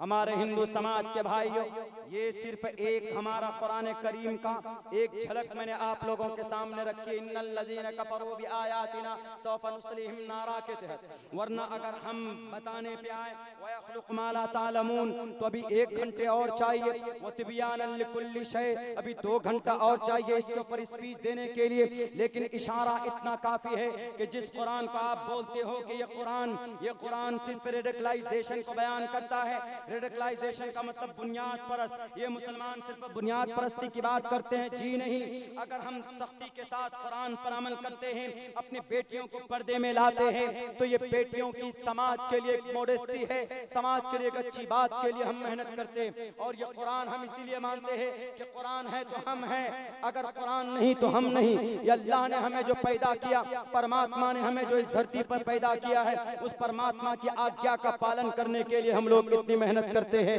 वरना हमें आपसे कोई दुश्मनी नहीं है और हमें कोई खुन्नत नहीं है कि आपके खिलाफ हम चलेंगे। और सुन लीजिए एक बात, उन नौजवानों को बता दीजिए, या हम उन सनातन धर्मी या उन क्रिश्चियन या उन जैन या उन बौद्ध को बता दीजिए, अगर कोई कहता है कि आपको मैं कलिमा पढ़ने नहीं दूंगा, आपको बुर्का पहनने नहीं दूंगा, तो आपको कहने का कोई अधिकार नहीं, क्योंकि बुर्का हमारा राइट है। हमारे भारत के संविधान में आर्टिकल नंबर 26, आर्टिकल नंबर 26 कहता है freedom to manage religious affair. Freedom का क्या मतलब? आजाद हो टू मैनेज, तुम आजाद हो अमल करने के लिए किस पर? रिलीजियस अफेयर, अपने धार्मिक बातों पर अमल करने के लिए तुम आजाद हो। कौन कहता है? भारत का संविधान कहता है। और कर्नाटक के आरएसएस के चेलो सुन लो, भारत का संविधान कहता है कि मजहब पर अमल कर सकते हो, लेकिन तुम क्या बोलते हो कि नहीं कर सकते। तो देश का विरोधी कौन? देश का विरोधी ये नए लड़के जो गले में पट्टा डाल कर आए हैं, संविधान की मुखालफत ये कर रहे हैं। हम नहीं कर रहे, हम तो अमल कर रहे हैं। और हम ये भी कहते हैं कि आर्टिकल 25 भी कहता है कि freedom of conscience and free profession practice, ये 2 वर्ड है। फ्रीडम ऑफ कॉन्शियंस क्या मतलब? कॉन्शियंस का ज़मीर की आज़ादी, आप कुछ भी सोच सकते हैं। फ्रीडम ऑफ थॉट, कुछ भी सोच सकते हैं। बैठे हुए हैं, मैं लंदन पहुंच गया, ओह मैं कहीं चला जाता, मैं उड़ जाता, फ्रीडम ऑफ स्पीच। कोई आके नहीं कह सकता है क्या सोच रहे हो तुम, ये नहीं सोच सकते। नो वन से यू, कोई नहीं कह सकता आपको, कोई मना नहीं कर सकता, आप आजाद।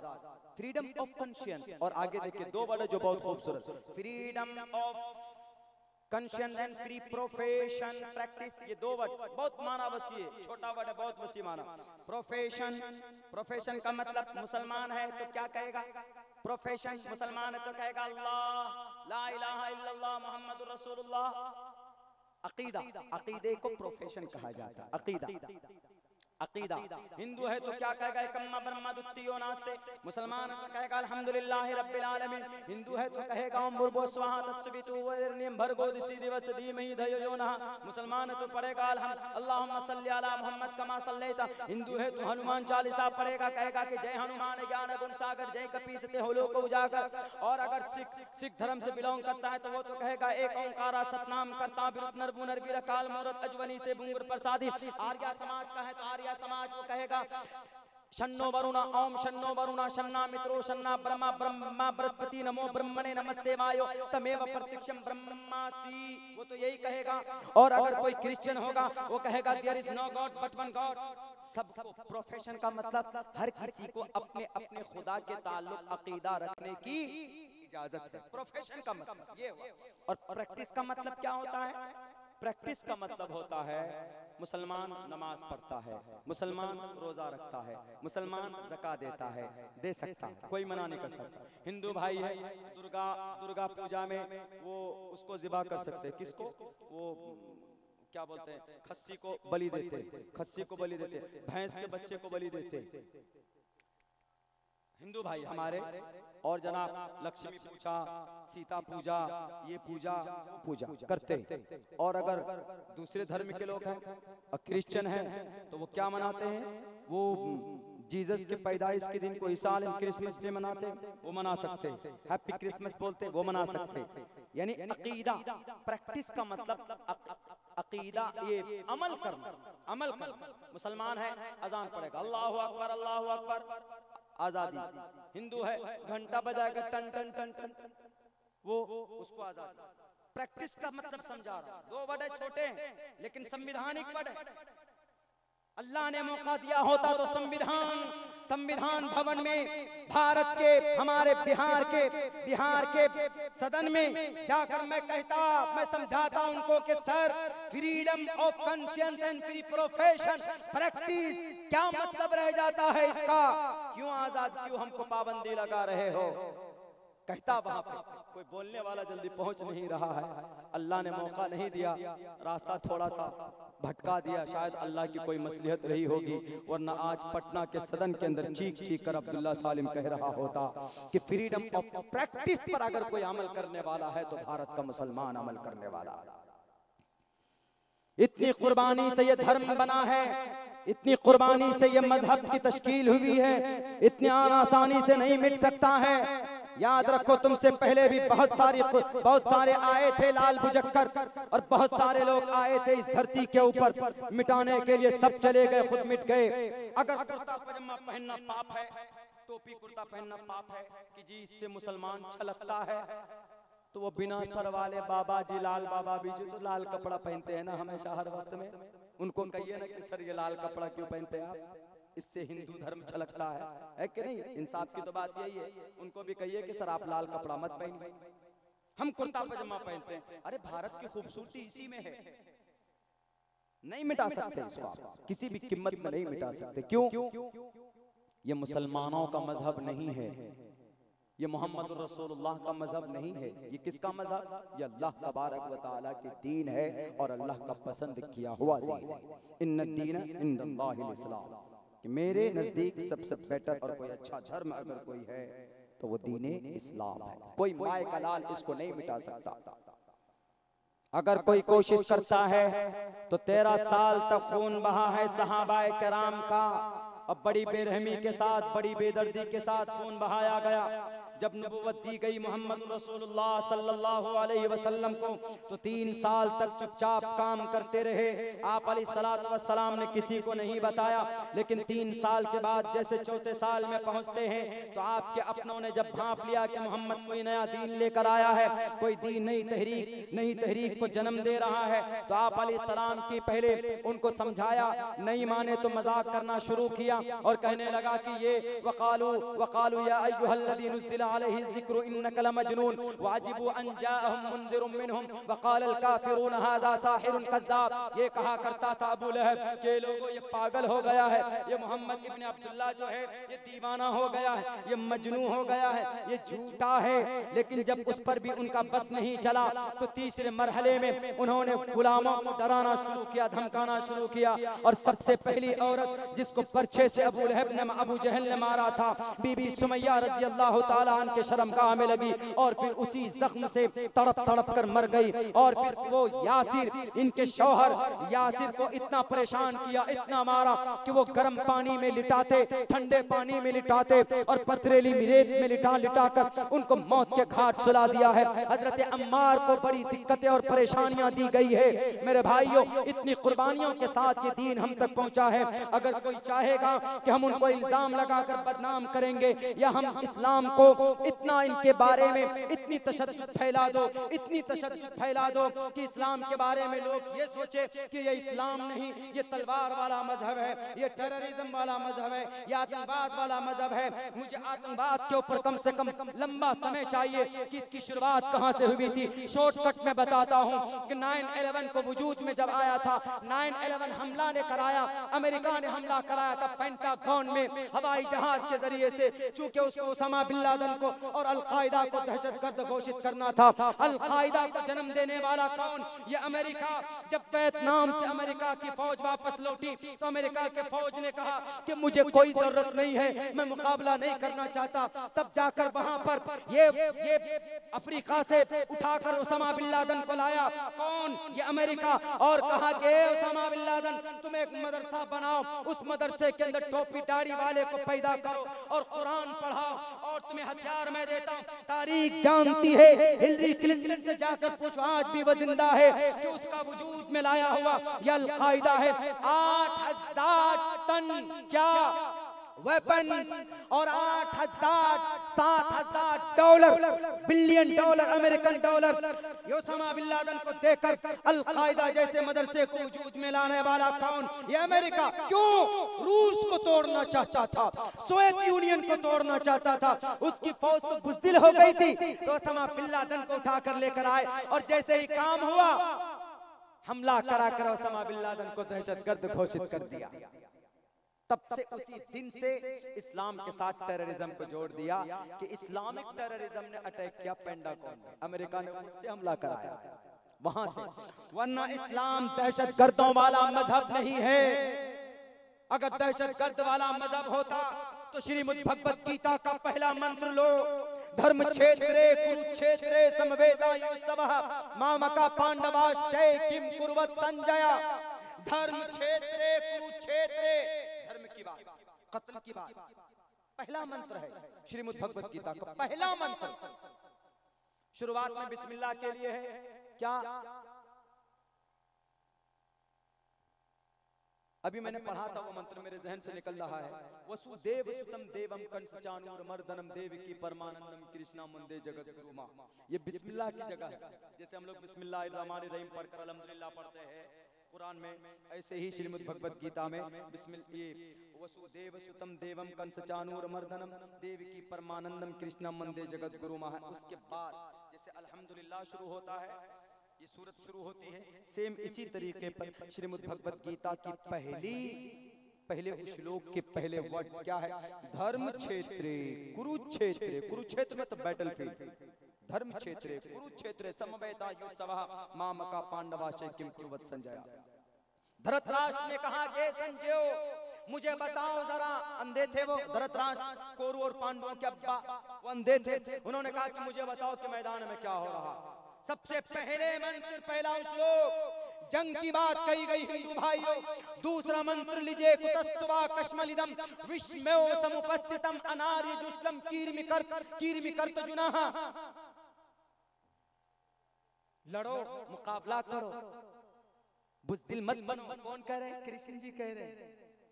अब बताइए, लड़ाई तो हर किताब में लिखी हुई है, लेकिन टाइम टू टाइम जब जरूरत पड़े तो उस वक्त लड़ना बिल्कुल सही है।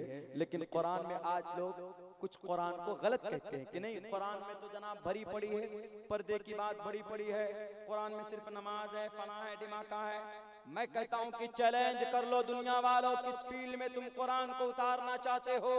हम जैसे उलमाए, हम जैसे तालिबे इल्म उलमाए देवबंद के जिंदा है, इंशाअल्लाह तबारक व तआला कुरान करीम की को साबित करने की बात आएगी। अगर तुम कुरान के नुस्खों को मिटा दोगे, मुल्क शाम के वजीर आजम मिटा दो, अब्दुल्ला सालिम खड़ा होगा, अब्दुल्ला सालिम जैसे लाखों हाफिज कुरान 7 लाख की तादाद में भारत में खड़े होकर सूरह फातिहा से लेकर मिनल जिन्नति वन नास तक पढ़कर सुनाएंगे।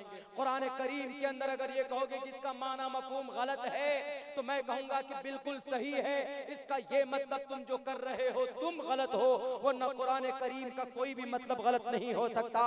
हमने भारत के प्राइम मिनिस्टर साहब को रिक्वेस्ट की कि सर अगर निर्भया जैसे कांड को रोकना है, अगर बहन मनीषा जैसे कांड को रोकना है, बहन राबिया जैसे कांड को रोकना है, बहन प्रियंका जैसी हैदराबाद के उस कांड को रोकना है, तो कुछ मत कीजिए, कुरान करीम के जिना के सजा को इम्प्लीमेंट कर दीजिए। सिर्फ कुरान को मत इम्प्लीमेंट कीजिए, सिर्फ कुरान करीम में जानी की सजा क्या है वो इम्प्लीमेंट कर दीजिए। अगर भारत के अंदर 100 से लेकर 5% में 1 साल के अंदर जिना के वारदात घट कर ना आ जाए, तो अब्दुल्ला सालिम की जुबान को पकड़कर बोलिएगा कि अब्दुल्ला झूठ बोलते हो। क्या सजा दी गई कुरान में? कुरान कहता है अज़्ज़ानियतु वज़्ज़ानी फज्लिदू कुल्ल वाहिदिन मिनहुमा मियत जल्द। अगर कोई नौजवान लड़का, कुमारा लड़का या शादीशुदा लड़का या लड़की औरत अगर कोई जिना करते हैं आपस में, जिना साबित हो जाने के बाद कुरान कहता 100 कोड़े बरसाओ उसको और गड्ढे खोद कर पत्थर फेंक कर मार दो। अगर निर्भया प्रियंका बहन की रेपिस्ट को यही सजा दी जाती, मैं कसम खाकर कहने के लिए तैयार हूँ 1 साल के अंदर जिना के वारदात घटकर 0 आ जाते अगर कुरान करीम की इस हुक्म पर अमल किया जाता तो। कितना अच्छा हुक्म है, अगर इम्प्लीमेंट किया जाए तो नहीं, सिर्फ इल्जाम लगाएंगे क्या कुरान में ये है, कुरान में ये है, कुरान में पूरी दुनिया के मसले का हल है। बस इतनी बात समझ लो कान खोल के। अगर किसी के पेट में दर्द होता है, गुड़गुड़ी होती है कि नहीं जी कुरान करीम तो आपके बुनियाद परस्ती को जन्म देता है, तो आओ मैदान में, इंशाअल्लाह हम जैसे तालिबे इल्म है, हमारे उस्ताद तो बाद में आएंगे, पहले हमसे ही निमट लेना। और सुन लीजिए, थोड़ी सी और बात करके मैं अपनी जगह लेता हूँ। मैं ये भी कहना चाहता हूँ कि इल्ज़ाम मत लगाओ। बहुत से लोगों ने इल्ज़ाम लगाया कि मुस्लिम औरतें, मुस्लिम समाज की बेटियां बुर्का पहनकर ये करती हैं, वो करती है। बहन ने जो भी किया कर्नाटका में, उसने अपनी इफ़्फ़त और अपनी उसके लिए, अपनी इज्जत के लिए, अपने आबरू के लिए, अपने हक के लिए लड़ रही। और अगर तुमने किसी को अगर तुहमत लगाया तो तुहमत लगाने वाले को अल्लाह कभी माफ नहीं करता। हजरत मूसा अलैहिस्सलाम पर किसने तुहमत लगाई थी? कारून ने लगाया था कि नहीं लगाया था? सबसे ज्यादा मालदार कौन? कारून। हजरत मूसा अलैहिस्सलाम के चचेरे भाई कारून, तुहमत क्या लगाया? हजरत मूसा ने सिर्फ ये कहा कि कारून तुम्हारे पास बहुत दौलत है, ज़कात दे दो। उन्होंने कहा कि ज़कात कितना बनता? कहा 2 करोड़। सपोज 2 करोड़ बनता, 2 करोड़ उस वक्त में 2 करोड़। तो हजरत मूसा अलैहिस्सलाम के खिलाफ लोगों को भड़काना शुरू कर दिया। कारून क्या कहता है? देखिए मूसा ज़कात के बहाने से मेरे पैसों पर हमला करने की कोशिश कर रहा है, इसलिए मूसा को जेल में डालो। एक औरत को खरीद कर लेकर आ, उसको पैसा दिया और कहा कि तुम जिना की तुहमत लगाओ। किस पर? मूसा अलैहिस्सलाम पर। मूसा अलैहिस्सलाम पर जिना की तुहमत लगाए। मूसा अलैहिस्सलाम ने उस बहन से पूछा कि बहन बताओ, मैंने तुम्हारे साथ कब बदफेली की है, मैंने तुम्हारे साथ कब गलती की?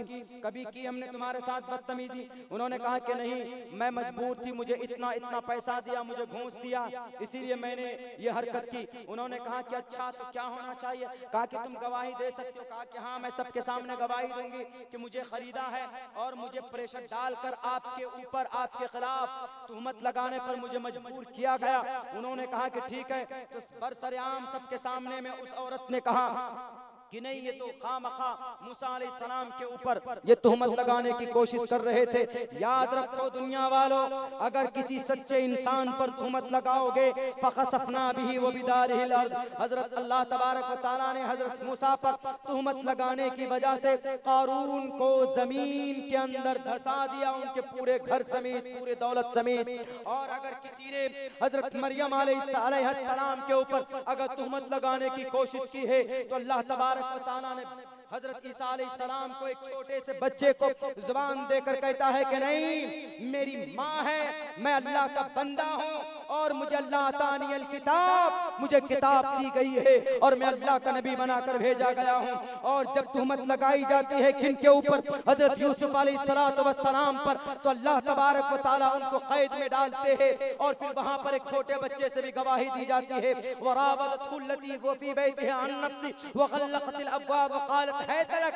ज़ुलेखा कहती है आओ यूसुफ, मैं तुम्हारे लिए हूँ, मेरी जवानी तुम्हारे लिए है। लेकिन यूसुफ अलैहिस्सलाम बचते हैं, बचाते हैं अपने आप को।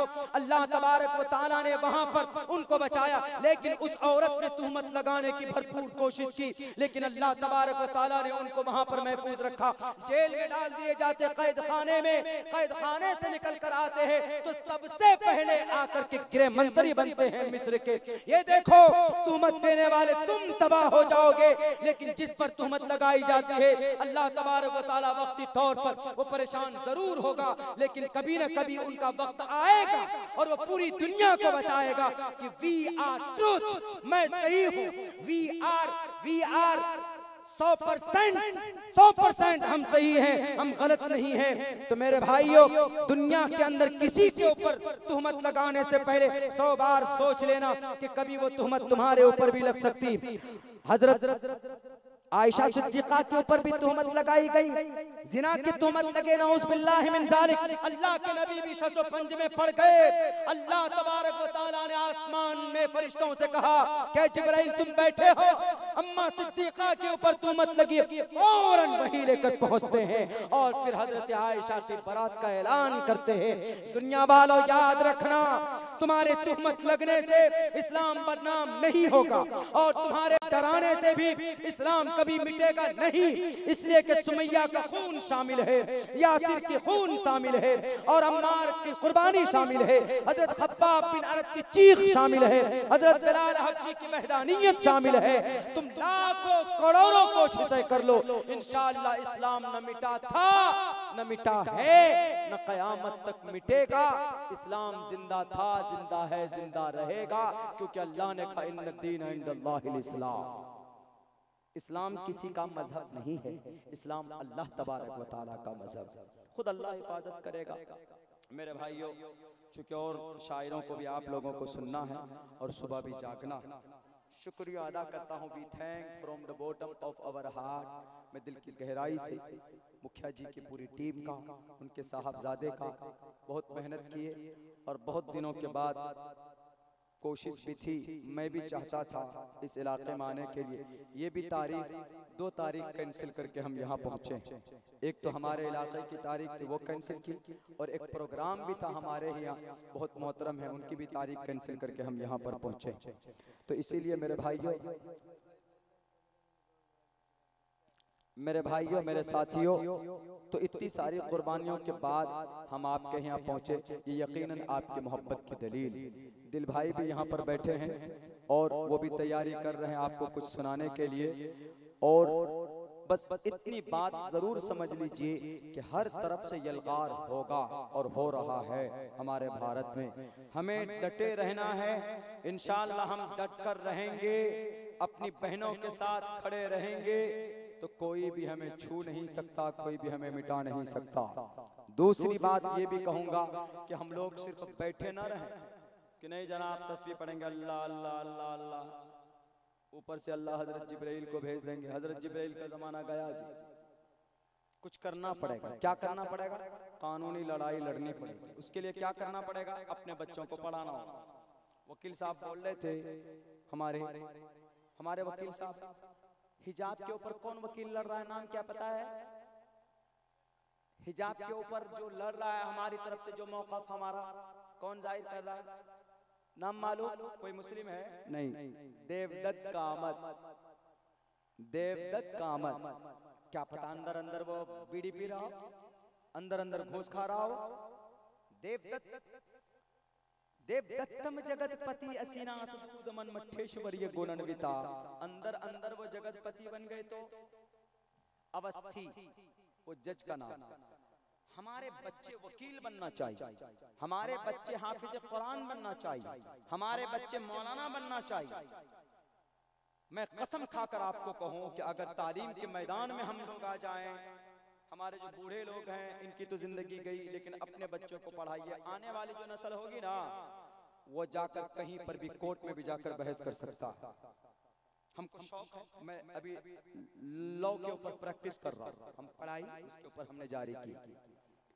हम मौलाना है, हमारी उम्र 33 साल है। आप कहेंगे कि बूढ़ा बुढ़वा हो गया, 33 साल का क्या जरूरत पड़ी? द रिसेंटली नीडेड, जरूरत है इसकी। क्यों?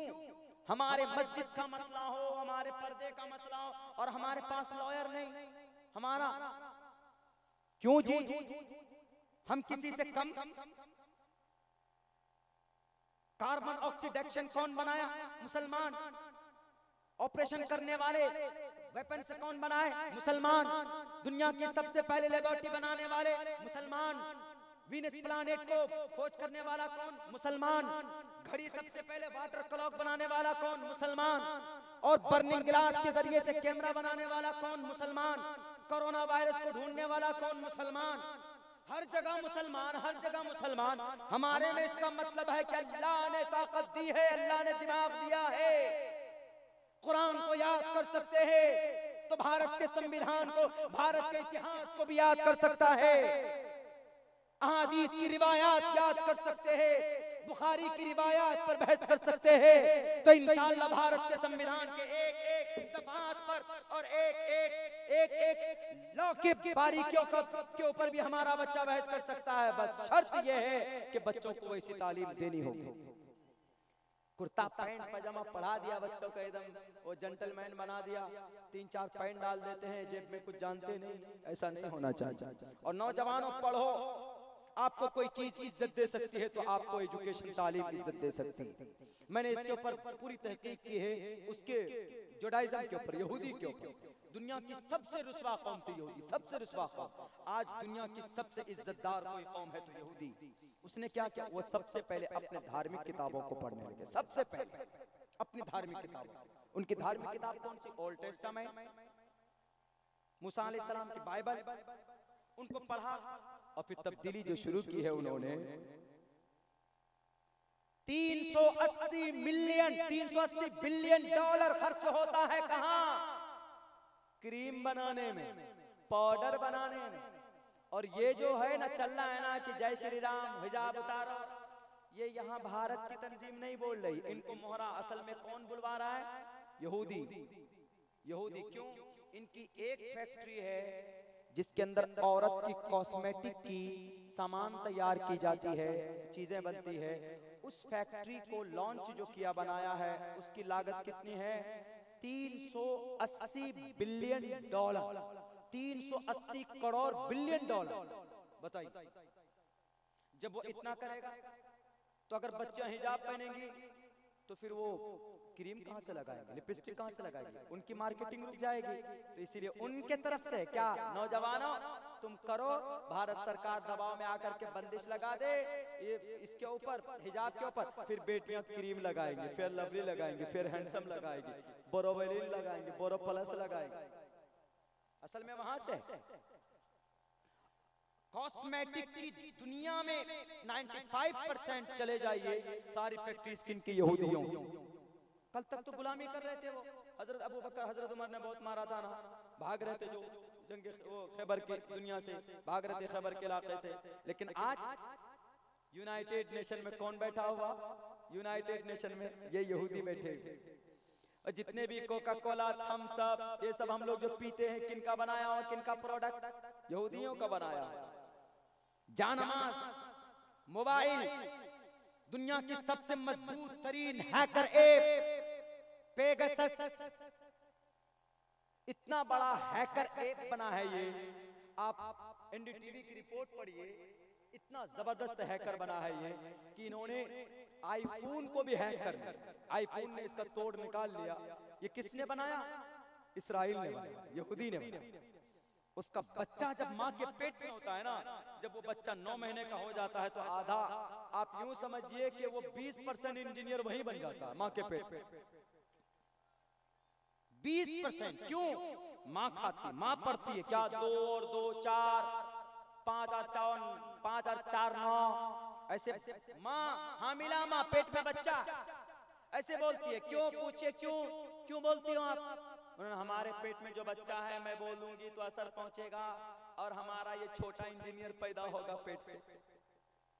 और हमारी माँ क्या करती है, हामिला है, बैठ जाती है, कान में ईयरफोन लगाया और सास बहू का वो म्यूजिक चला देते, वो सीरियल चला देते। लो जी सीरियल देखो, वो वहां गाने सुनेंगे, गाने की आवाज पहुंचेगी तो बच्चा तो निकलेगा तो कमर हिलाता हुआ निकलेगा, उससे तो कोई थोड़े मुत्तकी और अल्लाह का वली पैदा होगा, तो शैतान ही निकलेगा। आगे चलकर कुछ भी बन सकता है। पूछ लीजिए, देख लीजिए, दुनिया के अंदर मिसालें मौजूद हैं। हमारी ऐसी माएँ हैं जिनके कोख से बड़े बड़े अल्लाह वाले निकले, माओ की कुर्बानी। मेरे भाइयों, मेरे साथियों, अगर तब्दीली पैदा करनी है तो यकीनन 100% अपने बच्चों को एजुकेशन दीजिए, तालीम दीजिए, तभी भी हम किसी से भी मुकाबला कर सकते हैं इंशाअल्लाह तबारक व तआला। कहीं पर खड़ा कर दे, इस्लाम की, कुरान की, संविधान की तर्जमानी करने पर अल्लाह ने कुदरत और ताकत दी। कर सकता हूं जहां तक हिम्मत होगी और करूंगा, मैं करता हूं। लोग बहुत बोलते हैं कि मौलाना आप बोलते हैं आपको कोई ये नहीं करता वो नहीं करता। हमने काम कौन से संविधान के खिलाफ तो बोल नहीं रहे, हम तो भारत के संविधान को पढ़ करके लोगों को समझा रहे हैं कि वो गलत है, हम सही पर हैं।